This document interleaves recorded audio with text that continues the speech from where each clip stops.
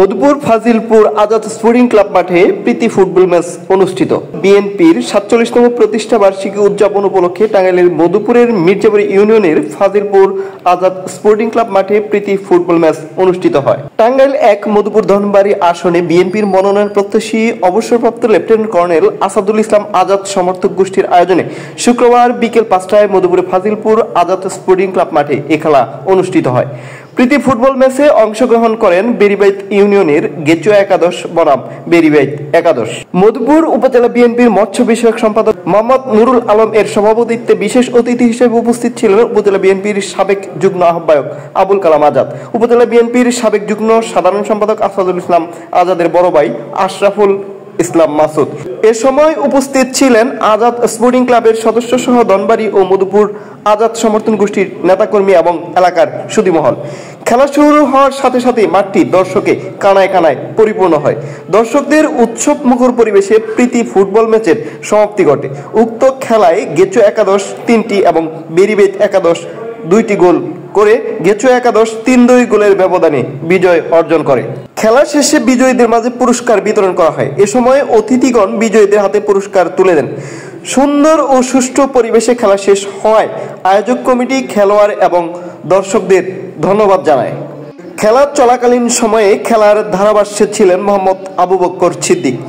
তার সুন্দর ধারাভাষ্যে সকল সাধারণ দর্শনার্থী এবং লোকজন মুগ্ধ হয়। যে কোনো প্রোগ্রামে, যে কোনো কর্মসূচিতে মধুপুরে যেমনটা একটি স্কুলিং থেকে বানানো। অসংখ্য ধন্যবাদ জানাই মিডিয়ার ভাইদেরকে। সুপ্রিয় দর্শক শ্রোতা মণ্ডলী,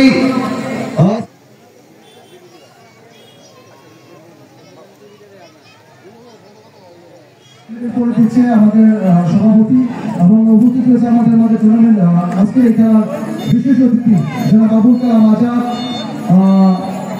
অসংখ্য ধন্যবাদ জানাচ্ছি দায়িত্বশীল সাংবাদিক নেতৃবৃন্দ, আপনাদেরকে ধন্যবাদ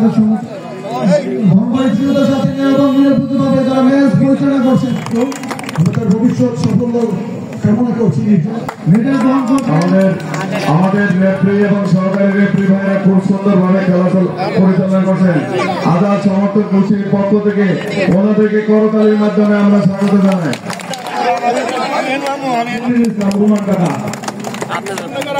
রহমান সভাপতি,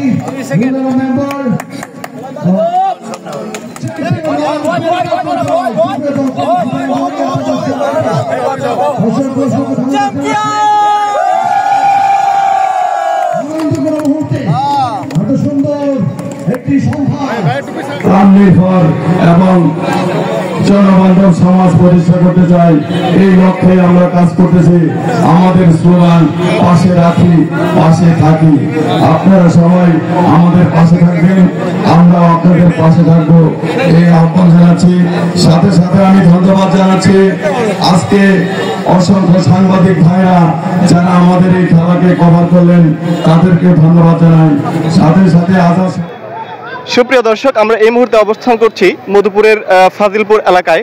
বিএনপির ৪৭তম প্রতিষ্ঠা বার্ষিকী উপলক্ষে আজাদ সমর্থক গোষ্ঠীর আয়োজনে বিশাল প্রীতি ফুটবল ম্যাচ। আমরা সরাসরি চলে যাব আলম ভাইয়ের কাছে। আমরা জানতে চাচ্ছি যে কর্নেল আজাদ সাহেব এই যে ছাড়াও সামাজিক কি কি উন্নয়নমূলক কর্মকাণ্ডের সাথে জড়িত? আসসালামু আলাইকুম, আমি আলম মেম্বার সাবেক। আসলে তার গুণাবলী বলতে গেলে সারাদিনেও শেষ হবে না। তার কারণ হইল অসহায় মানুষের পিছনে সে দাঁড়ায়। অসহায় গরিবদের মেয়ে বিয়ে হয়েছে, টাকা বেগর বিয়ে দিতে পারতেছে না, তার পাশে দাঁড়ায়। চিকিৎসা বাবদ গরিব দুঃখীরা সহযোগিতা করতেছে, তার পাশে দাঁড়ায়।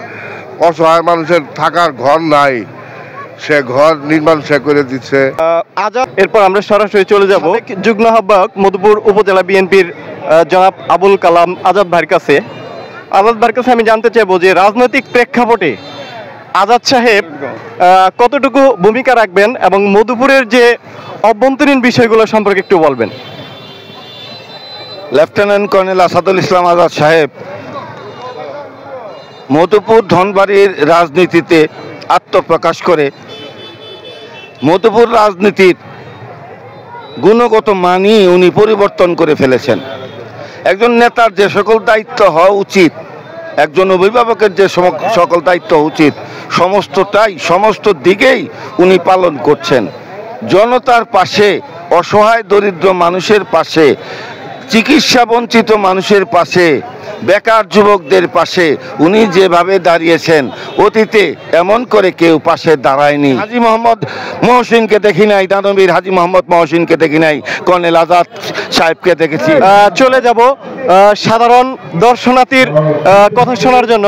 আজাদ সমর্থক গোষ্ঠীর আয়োজনে প্রীতি ফুটবল ম্যাচে আমরা সরাসরি কথা শুনবো দর্শনার্থীর কাছ থেকে। খুব ভালো লোক, খুব ভালো লোক, মেলা কাজ করেছে, সাহায্য সহযোগিতা মেলা করে চিকিৎসা সহ খুব ভালো মানুষ। আজাদ সাহেব কেমন মানুষ?